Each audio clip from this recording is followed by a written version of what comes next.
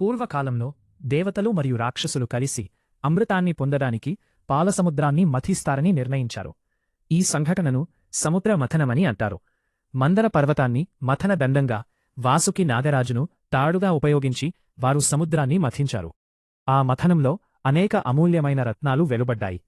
చివరగా ఒక ప్రకాశవంతమైన కమలంపై కూర్చుని అందమైన దేవి ప్రత్యక్షమయ్యారు. ఆమె మహాలక్ష్మీదేవి.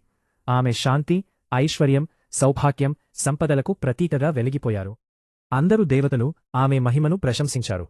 లక్ష్మీదేవి ధర్మం, సత్యం, కరుణ కలిగిన విష్ణు భగవానుడిని తన భర్తగా ఎన్నుకున్నారు.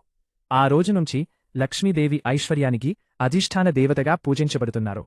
ముఖ్యంగా దీపావళి రోజును భక్తులు ఆమెను భక్తిశ్రద్ధలతో ఆరాధిస్తారు.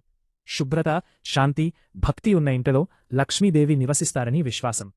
ఆమె కటాక్షమున్న చోటో సంతోషం, ఐశ్వర్యం, ఆనందం నిత్యం నిలుస్తాయి.